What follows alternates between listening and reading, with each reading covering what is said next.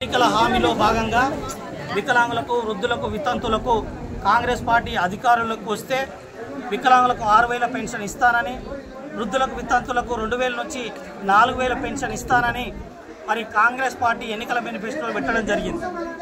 ఎన్నికల మేనిఫెస్టోలో వికలాంగులకు 6000 వృద్ధులకు వితంతులకు 4000 వికలాంగులకు బస్సులలో ఉచిత ప్రయాణం చేసే వెసులుబాటు కల్పిస్తామని ఎన్నికల మేనిఫెస్టో పెట్టిన తర్వాత కాంగ్రెస్ పార్టీ అధికారంలోకి వచ్చి 7 నెలలు గడుస్తున్నా కానీ వికలాంగుల పెన్షను వృద్ధుల వితంతుల పెన్షను పెంపుపై ఇప్పటి వరకు ప్రకటన రాకపోవడంతో మేము ఈరోజు రంగారెడ్డి జిల్లా కలెక్టర్ కార్యాలయం ముందు నిరసన వ్యక్తం చేయడం జరుగుతుంది।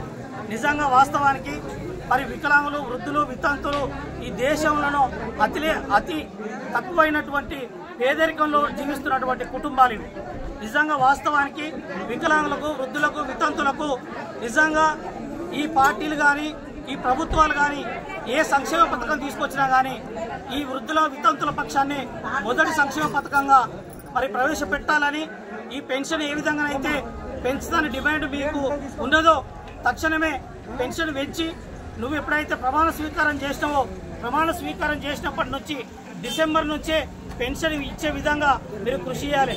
నిజంగా వాస్తవానికి పక్క రాష్ట్రం అయినటువంటి ఆంధ్రప్రదేశ్ రాష్ట్రంలో మరి ముఖ్యమంత్రిగా బాధ్యతలు చేపట్టినటువంటి చంద్రబాబు నాయుడు ప్రమాణ స్వీకారం చేసిన వెంటనే నిజంగా ఏ సంక్షేమ పథకం మొదట ప్రవేశపెట్టకున్నా కానీ వికలాంగులు వృద్ధులు వితంతులకు పక్క రాష్ట్రంలో మరి బెడ్ రెస్ట్ లో ఉన్నటువంటి వికలాంగులకు 15,000 రూపాయల పెన్షన్ ఉంది।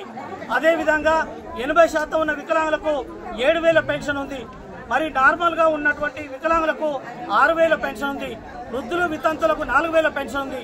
మరి నీ గురువు అయినటువంటి చంద్రబాబు నాయుడు అక్కడ వికలాంగుల కోసం సంక్షేమ పథకం తీసుకొచ్చి ఒక వికలాంగుని ఇంట్లోనే మరి పెన్షన్ ఇస్తుండు, కానీ నువ్వు ఇస్తున్న పెన్షన్ మరి 6 నెలల నుంచి 7 నెలల నుంచి ఇప్పటి వరకు పెన్షన్ ఇవ్వకపోవడం అనేది దారుణమైన విషయం। కాబట్టి ఇట్టి విషయం మీద నువ్వు తక్షణమే ప్రకటన చేయాలి।